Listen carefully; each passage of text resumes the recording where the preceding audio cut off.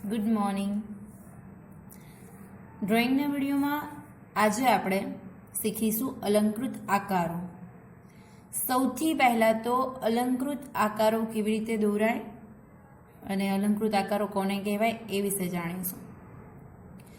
અલંકૃત આકાર એટલે કે હાથના મરોડથી એને ડ્રો કરી શકીએ, એને અલંકૃત આકાર કહેવાય.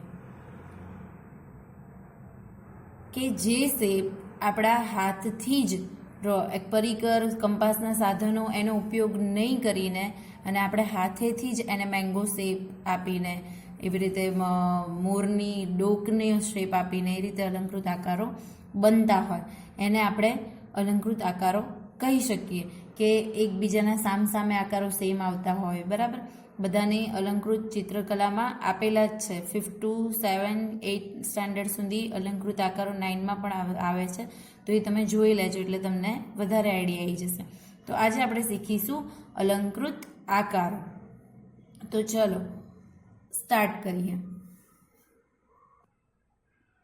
અલંકૃત આકારમાં સૌથી પહેલાં સેન્ટરમાં પરિકરની મદદથી સર્કલ કરી લેવાનું છે.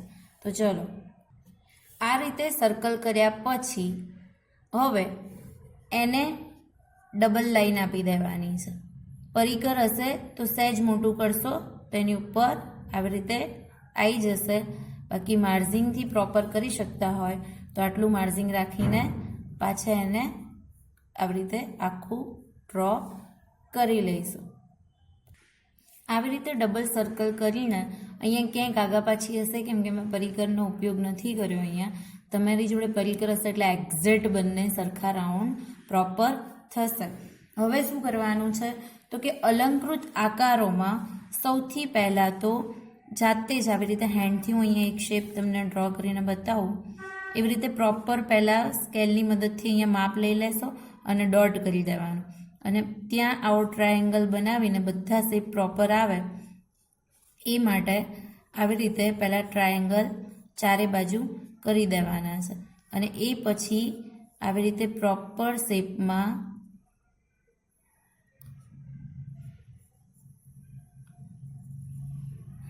આ રીતે ડિઝાઇન બધી બાજુ બનાવી લેવાની છે, બરાબર. આ રીતે હેન્ડથી કરી શકો છો. હવે ઘણા બાળકો મને ચાલુ ક્લાસમાં પણ જ્યારે સ્કૂલ ચાલુ હોય ત્યારે ક્લાસમાં મને પૂછતા હોય છે કે મેમ અમે ઘણો પ્રયત્ન કરીએ છીએ પણ બધી બાજુ આવી રીતે સેમ શેપ આવતા નથી. તો એની માટે એક ટ્રીક હજી શીખીશું આપણે કે સૌથી પહેલાં તો આવું કોઈ કડક કાગળ લઈ લો. એ કાગળને આવી રીતે ફોલ્ડ કરી લો, બરાબર.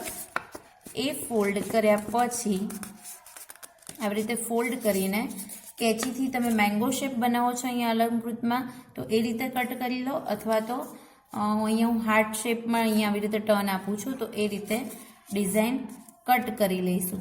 જેમ કે અહીંયા મેં ડ્રો નથી કર્યું, તમે ડ્રો કરીને પણ કટ કરી શકો છો. અહીંયા હું ડાયરેક્ટ તમને એક કટ કરીને બતાવું છું.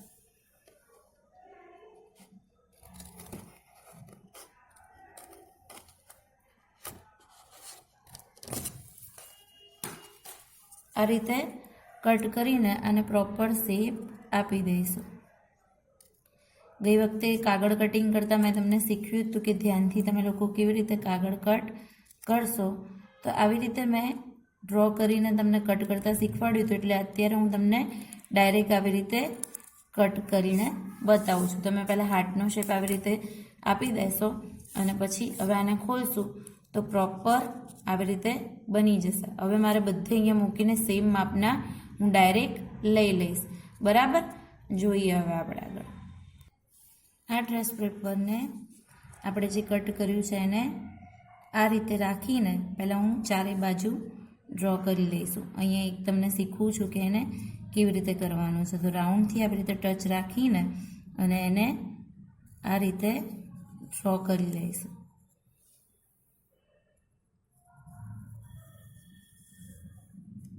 બરાબર. આવું હું ચારે બાજુ કરી લઉં છું હવે, બરાબર. જ્યાં જ્યાં આપણે ડિઝાઇન કરવી છે ત્યાં આ રીતે મેં ચારેય બાજુ કરી લીધા છે, બરાબર. હવે એ જ રીતે મારે સેમ શેપ અહીંયા ડ્રોપનો આપવો છે, તો કાગળને એક ડ્રોપ જેવું કટ કરીને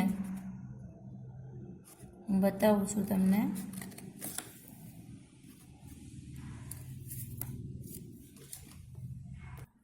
આ રીતે મેં કટ કરી લીધું છે સ્મોલ હાર્ટ જેવું. અહીંયા તમે ગોળ ડ્રોપ બી આપી શકો છો. મેં હાર્ટ લીધું છે અહીંયા. તો એ જ રીતે અહીંયા આવી રીતે રાખીને પાછું એને ડ્રો કરી લઈશું. ડાયરેક્ટ દોરી શકતા હોય તો વેલ એન્ડ ગુડ, બટ બધી બાજુ સેમ શેપ આવે એ માટે આપણે આ ટ્રીક યુઝ કરીએ છીએ, બરાબર? કેમ કે ખાસ અલંકૃતમાં એ જ છે કે બધી બાજુ સેમ આવે. તો આવી રીતે બધે આપણે ડ્રો કરી લઈશું, બરાબર?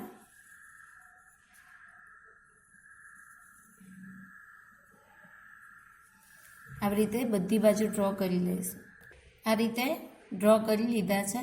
હવે અહીંયા સ્મોલ હાર્ટ આ રીતે કટ કરીને અહીંયા આપણે ડ્રો કરી લઈશું, બરાબર? આ રીતે ડ્રો કરીને હવે આના જેવી સેમ ડિઝાઇન આપી દઈશું,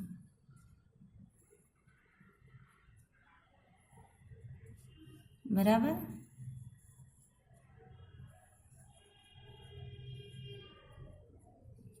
આ રીતે બધામાં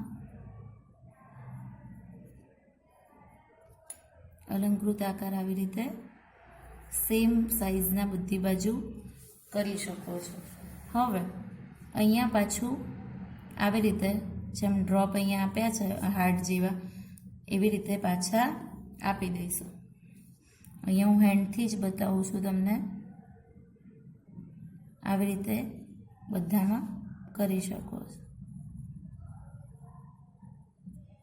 માર્જિંગ હેન્ડથી જ રહેતું હોય તો હેન્ડ બેસ્ટ છે.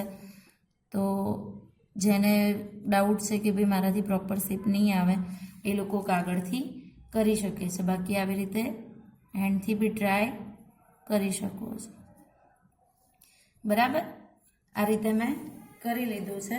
હવે આ બધાને આપણે ડબલ લાઈન આપી દઈશું. આવી રીતે આગળની લાઈનને આટલો ડિસ્ટન્સ સરખો રહે એ રીતે બધામાં આવી રીતે ડબલ લાઈન આપી દઈશું,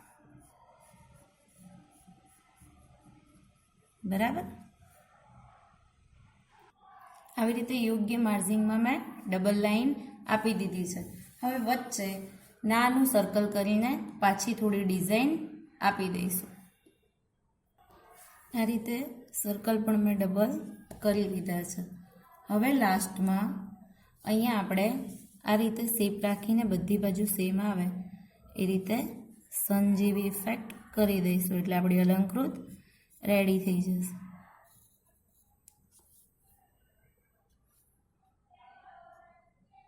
બરાબર?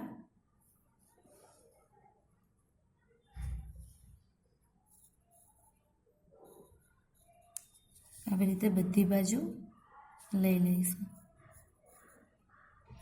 સ્કેલનો બી ઉપયોગ કરી શકો છો. હેન્ડથી આવડે તો હેન્ડથી કરી શકો છો, બરાબર? આ રીતે આપણી અલંકૃત આકૃતિ રેડી છે, બરાબર? તો બધા સરસ મજાનો આવી રીતે ઘરે પ્રયત્ન કરીને અને સરસ આકૃતિ દોરવાનો પ્રયત્ન કરજો.